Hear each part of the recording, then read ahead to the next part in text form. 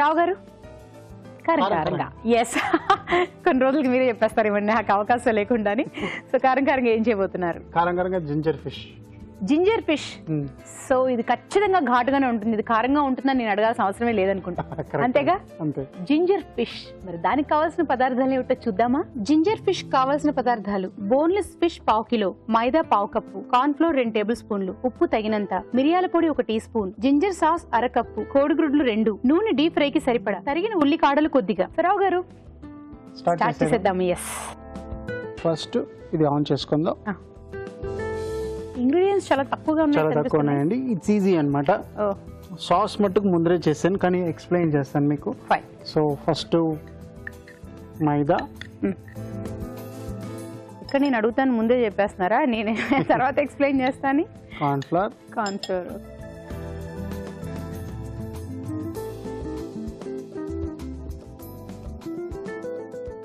Egg, కొంచెం salt, కొంచెం black pepper, కొంచెం నీళ్ళు పోయండి.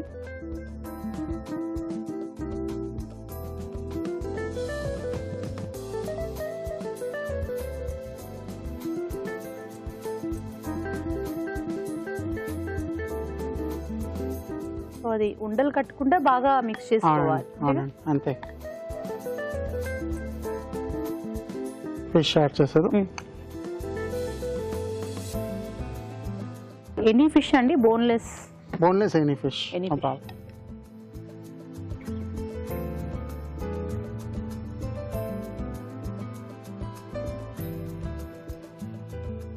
సో ఆయిల్ ఇంకా వేడెక్కాలండి. సో దీని లోపల మీకు ఇది ఎలా చేయాలని చెప్తాను. ఇది మనం చాప్ జింజర్ బాగా చిన్నగా, లేకపోతే మీకు పేస్ట్ అంటే పేస్ట్ వేసుకోవచ్చు. అంటే ఓన్లీ అల్లం పేస్ట్ మాత్రమే, ఇంకా అల్లం వెల్లుల్లి సపరేట్. ఓకే, అల్లం పేస్ట్ చేసేసుకోవాలి ఫస్ట్. దాని తర్వాత గార్లిక్ చాప్, కొంచెం చిల్లీ పేస్ట్. చిల్లీ మనం బాయిల్ చేసుకొని ఆ చిల్లీని కొంచెం నీళ్ళు వేసి మీరు పేస్ట్ చేసుకుంటారు అనమాట. ఓకే. దాని తర్వాత రైస్ వెనిగర్ కొంచెం దొరుకుతుంది మీకు. రైస్ వెనిగర్ అని, అది కొంచెం కెచప్, సాల్ట్, పెప్పర్, అంతే. చాలా పెద్ద ప్రాసెస్ చెప్పి అంతే అన్నారు ఏంటండి? కాదు, అంటే ఇప్పుడు మీరు మనం అల్లం వెల్లుల్లి పేస్ట్ వాడతాం కదా, అలా కాకుండా మీరు ఏంటంటే అల్లాన్ని పేస్ట్ చేసేసుకొని వెల్లుల్లి పైన చిన్న చిన్నగా తరుక్కోవాలి. ఇప్పుడు మీరు ఇంట్లో అల్లం పచ్చడి ఎలా చేస్తారు? కొంచెం స్వీట్ గా బెల్లం వేస్తారు కదా, అలాగే సేమ్ వే అనమాట. దాంట్లో కొంచెం మనం ఎర్రకారం వేస్తాం, కారం. అలాగే సేమ్ దీంట్లో చైనీస్ లో ఏంటంటే కొంచెం రైస్ వినిగర్ వేస్తారు పులుపుకి, కొంచెం కెచప్ వచ్చి కొంచెం స్వీట్నెస్ వేస్తారు అనమాట. మన దాంట్లో బెల్లం ఎలా వేస్తారు, దీంట్లో ketchup, vinegar, garlic, chilli paste, salt, అల్లం మెయిన్ ఇంగ్రీడియంట్. అల్లం కొంచెం మీకు కొంచెం ఒగరుగా, కొంచెం లైట్ గా ఘాటుగా ఉంటుంది కదండి. సో దానివల్ల మనం కొంచెం స్వీట్నెస్, మనం బెల్లం ఎలా వేస్తాం, దీంట్లో కెచప్ కొంచెం వేస్తాం. ఇప్పుడు ఇదంతా మిక్స్ చేశారు అంతే. మిక్స్ చేసి అంటే ఫస్ట్ గార్లిక్ వేసి జింజర్ ని బాగా కుకింగ్ చేసి ఇది సపరేట్ గా పెట్టాను అనమాట. సో అలా రెడీమేడ్ బయట కూడా దొరుకుతుంది. అవునండి, జింజర్ సాస్ అడిగితే మీరు, కానీ ఇంట్లో చేసుకోవచ్చు చాలా. ఇంట్లో చేసింది ఎలాగ డెఫినెట్ గా వేరే టేస్ట్ ఉంటుంది. సో ఒకవేళ అది ఇబ్బందిగా కష్టంగా అనిపిస్తుంది ఎమర్జెన్సీకి, మీరు బయట నుంచి అయినా దొరుకుతుంది. అదర్వైజ్ యూ హ్యావ్ టైం అంటే మీరు ఇంట్లోనే చేసుకోవచ్చు, ఈజీగా చేసుకోవచ్చు యాక్చువల్లీ ఇంట్లో. సో అదే డిప్పింగ్ కోసమా? లేదండి, దీంట్లోనే మనం టాస్ చేస్తాం. ఇప్పుడు ఇది అయిన తర్వాత మీరు ఈ సాస్ చేసి రెడీ పెట్టుకున్నారంటే ఇది ఎప్పుడైనా మీరు ఫ్రై చేసుకొని దానిలో టాస్ చేసుకోవచ్చు. నాకు ఇంకొక చిన్న డౌట్. చెప్పండి. ఎగ్ మిక్స్ చేయగానే కొంచెం అది లిక్విడ్ లాగా అయిపోతుంది కదా, మీరు ఇంకా వాటర్ అంతా యాడ్ చేశారు. మీకు ఉత్తి ఎగ్ తోటి మీకు టెక్స్చర్ రాదండి, కొంచెం వాటర్ కూడా యాడ్ చేయాలి. వాటర్ యాడ్ చేసిన తర్వాత అంటే పై లేయర్ వచ్చి థిన్ గానే ఉంటుంది కదా, అంటే అంత థిక్ గా రాదు. యాక్చువల్లీ థిన్ గా ఉంటేనే బెటర్, బాగుంటుంది. చూడండి ఇప్పుడు ఎంత థిన్ గా ఉన్నది కదా, చూడండి కోటింగ్ ఎలా వస్తుంది చూడండి. చూడండి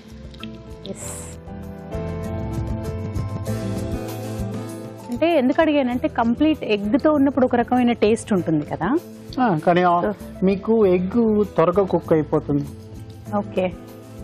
ఇలా అయితే తొందరగా కాదా? దీంట్లో మీకు ఫ్లవర్ ఉన్నది కదా, బేసిక్లీ ఏంటి క్రిస్పీనెస్ రావడానికి అన్నమాట. ప్లస్ ఒక బైండింగ్ దొరుకుతుంది. మళ్ళీ ఈ సాస్లో వేస్తే మీకు ఆ సాస్ దానిపైన బాగా అంటుకుంటుంది అనమాట. బేసిక్లీ చూడండి మంచి క్రిస్పీనెస్. మీరు ఫ్రై చేసే అప్పుడే మీకు తెలుస్తుంది. అవును, తెలుస్తుందా మీకు? అవునండి. సో ఐ థింక్ మీరు అవి జరిపేసుకోవచ్చు. నెక్స్ట్ ప్లేటింగ్ ఏనా, ఇంకేమైనా ఉందా? టాస్ చేయాలి కదా. సో ఇది షిఫ్ట్ చేసుకుందామా ఈ లోపు? నీట్ చేసుకోవచ్చు అండి. అది మీరు ఇలా పెట్టండి, నేను అక్కడ పెడతాను. Okay okay. సో ఇక్కడ స్ప్రింగ్ ఆనియన్ అది గార్నిష్ కండి, బేసిక్ గార్నిష్ కోసం. ఓకే, యాక్చువల్గా బోన్ లేకుండా ఉండేది అయితేనే బాగుంటుంది. అవునండి. అంటే కొన్ని వాటిలోని బోన్తో ఉన్నా కూడా ఈ డీప్ ఫ్రై కాబట్టి కొంచెం క్రిస్పీగా అయిపోతాయి కదా అవి కూడా. కానీ బోన్ వితౌట్ బోనే బాగుంటుంది. లైట్గా నూనె వేసుకోండి, ఎందుకంటే దీంట్లో ఆల్రెడీ ఆయిల్ ఉంటుంది. సో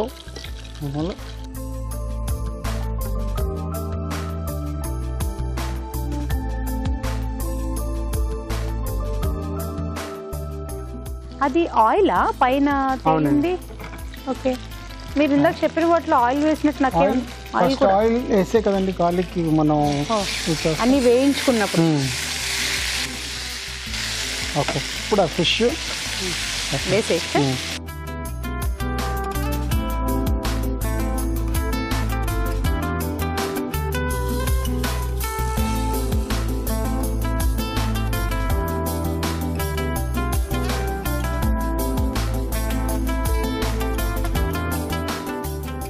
కొంచెం ఒక్క చుక్క నీళ్ళు వేయండి, కొంచెం కోటింగ్. అంటే ఈ మసాలా ఇప్పుడు ఆయిల్ వల్ల లైట్గా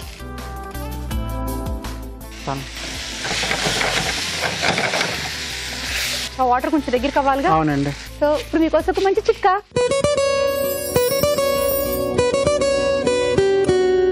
కొబ్బరి నూనెలో కర్పూరం కలుపుకుని బాగా జుట్టుకి మాడుకి రాసుకుని ఒక అరగంట తర్వాత కనుక తలస్నానం చేస్తూ ఉన్నట్లయితే చుండ్రు బాధలు చాలా వరకు తగ్గుతాయి. అలాగే హెయిర్ ఫాలింగ్ కూడా కంట్రోల్ అవుతుంది. ఆల్మోస్ట్ కలర్ కూడా మారిపోయి. సో ఫినిషింగ్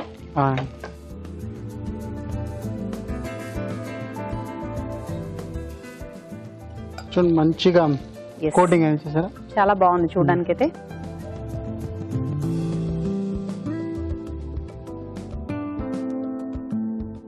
మీకు అల్లం వాసన వస్తుందా? స్వీట్నెస్. అవును అవును.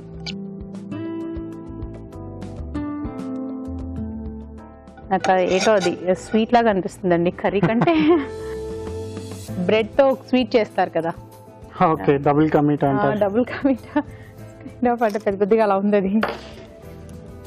కానండి, ginger fish ready. Thank you.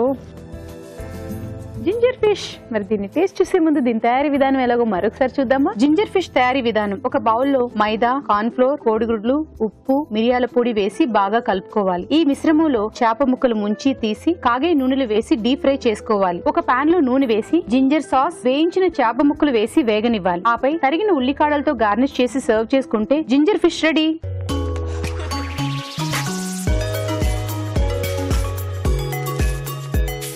Ginger fish మీ గురించి ఎదురు చూస్తున్నాను. నా కోసం ఎదురు చూస్తుందా జింజర్ ఫిష్? ఓకే,